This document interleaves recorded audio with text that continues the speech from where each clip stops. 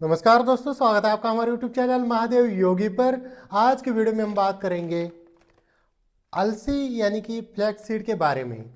जानेंगे क्या है इसके फायदे, क्या है नुकसान, इसका यूज किसे करना चाहिए, किसे नहीं करना चाहिए, कब करना चाहिए, कितनी मात्रा में करना चाहिए, किस प्रकार से करना चाहिए, इन सब के बारे में डिटेल्स में जानकारी लेंगे। तो चलिए शुरू करते हैं।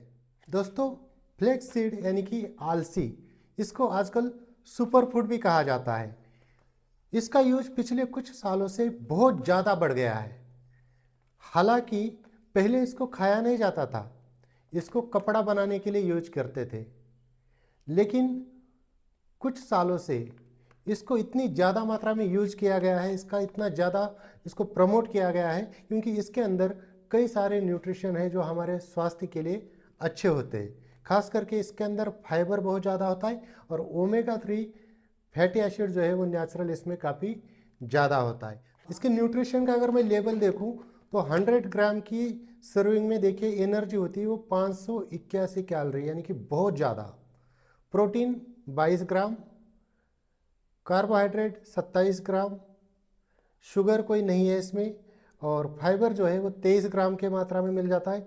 फैट्स जो है इसमें 42 ग्राम की मात्रा में, यानी कि काफ़ी ज़्यादा। सैचुरेटेड फैट 13.5 ग्राम, मोनोसैचुरेटेड फैट 18 ग्राम, अनसैचुरेटेड फैट जो है वो 10 ग्राम। तो फैट काफ़ी ज़्यादा मात्रा में, इसमें सोडियम भी है लगभग 72 मिलीग्राम की मात्रा में।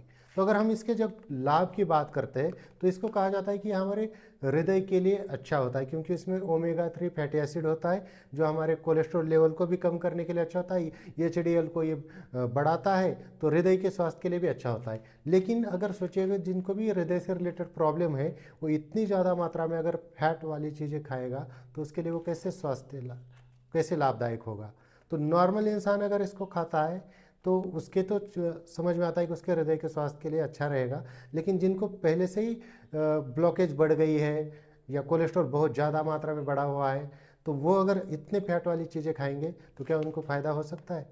ये कब्ज और पाचन को सुधारने में भी लाभदायक होता है। जैसे कि हमने देखा कि इसमें फाइबर की मात्रा बहुत ज़्यादा है, इसलिए पेट को साफ रखता है और कॉन्स्टिपेशन को दूर करता है। इसके अगले लाभ की अगर हम बात करेंगे तो ये कहा जाता है कि वजन घटाने में बहुत लाभदायक होता है। कैसे वजन घटाने में लाभदायक होता है? तो इसमें क्या होता है कि फाइबर भी ज़्यादा है और ये खाना खाने के बाद पेट भरा भरा सा रहता है, तो इसकी वजह से हमें ज़्यादा भूख नहीं लगती और ओवर ईटिंग से हम बच जाते, इसलिए वेट घटाने में ये फ़ायदा करता है। लेकिन आप खुद सोचिए कि 100 ग्राम की मात्रा में आपको लगभग 600 के करीब कैलोरी यही हो रही है, 581 कैलोरी यही हो रही है। फैट आपके बॉडी में इतना 42 ग्राम की मात्रा में जा रहा है, तो ये वजन बढ़ाएगा, घटाएगा कैसे? दलील तो ये दी जाती है कि इससे पेट भरा हुआ रहता है क्योंकि इसमें है ही इतनी कैलोरी और इतना फैट कि आपको भूख वैसे ही नहीं लगेगी, लेकिन ये पेट को बढ़ाएगा, घटाएगा कैसे? तो इसका ज़्यादा सेवन कभी भी नहीं करना चाहिए। और आप सोचते हैं कि इसको लेकर अगर आपका वेट घटता है तो ये किसी चमत्कार से कम नहीं होगा। महिलाओं में पीसीओएस की समस्या और डायबिटीज़ की समस्या में भी ये लाभ पहुंचाता है। दोस्तों, अगर हम इसके नुकसान की बात करें तो इसे किसे नहीं लेना चाहिए, तो ये होता है गरम। तो जिनकी भी पित्त प्रकृति है वो थोड़ा सा सोच समझ के या कम मात्रा में या ना ले। इसके अलावा गर्भवती महिला इसको ना ले, जो बच्चों को दूध पिलाती है वो भी इसको टाले। इसके अलावा जो ब्लड प्रेशर की दवाई ऑलरेडी खा रहे हैं उनको भी इससे बचना चाहिए, डॉक्टर की सलाह से ही इसको लेना चाहिए। इसको ज़्यादा कभी भी नहीं खाना चाहिए, ज़्यादा मात्रा में खाना नुकसानदायक होता है, तो ज़्यादा मात्रा में इसको कभी भी ना खाएं।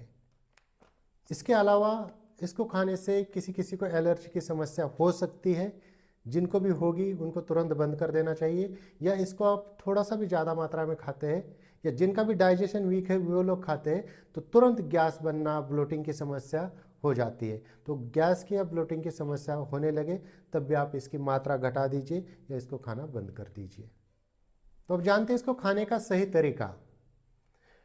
इसको कई सारे लोग ऐसे साबुत ही खा लेते हैं या पानी में डाल के घोल के पी जाते हैं, तो ये ऐसे डाइजेस्ट नहीं होगा क्योंकि हमने अगर ऐसे खाया तो वैसे पेट से बाहर निकल जाएगा। तो इसको खाने के लिए इसको पीस कर खाना ज़्यादा ठीक रहता है। कितनी मात्रा में? 1 चम्मच बहुत हो गया तो 2 चम्मच, इसके ऊपर तो जाना ही नहीं है। 1 चम्मच वैसे टीस्पून काफ़ी है। तो उतनी मात्रा में इसको पीसने के बाद दही में डाल के, स्मूदी में डाल के, सैलेड में डाल के, ओट्स में डाल के, या रोटी बनाने वाले आटे में मिक्स करके, इस प्रकार से आप इसको खा सकते हैं। कुछ एरिया में हमारे देश के इसकी चटनी बना के खाते हैं, लाल मिर्च पाउडर और इसको साथ में कूट कर पाउडर बनाते हैं और इसकी चटनी बन जाती है। तो इस प्रकार से भी खाते हैं। इसको भूनते हैं, भूनने के बाद इसका स्वाद थोड़ा अच्छा हो जाता है, तो लोग इसको भून कर फिर इसकी चटनी बना के खाते हैं। कोई कोई इसको भून कर वैसे ही खा जाता है, भून कर पाउडर बना के वैसे भी खा लेते हैं। आप चाहे तो इसको भून कर पाउडर बनाकर पानी में मिक्स करके भी खा सकते हैं। वैसे तो इसको सुपर फूड कहा जाता है, इतने सारे न्यूट्रिशन इसके अंदर है, लेकिन इसको बहुत ज़्यादा खाते ऐसा नहीं, लेकिन पहले तो नहीं खाते थे, लेकिन आजकल इसका चलन बहुत ज़्यादा बढ़ गया है। तो आप अगर आपको यूज भी करना है अपनी क्षमता के अनुसार, अपनी ज़रूरत के अनुसार और अपनी सीमा को जानकर, अगर कोई समस्या है तो अच्छे चिकित्सक, किसी डाइटिशियन, उनकी सलाह लेकर ही आपको इसका यूज करना चाहिए। तो दोस्तों ये थी कुछ जानकारी फ्लेक्सीड के बारे में। इसी प्रकार से और जानकारी के लिए हमारे चैनल को सब्सक्राइब कीजिए, इस वीडियो को लाइक कीजिए, अपने दोस्तों के साथ शेयर कीजिए। स्वस्थ रहिए, मस्त रहिए। धन्यवाद।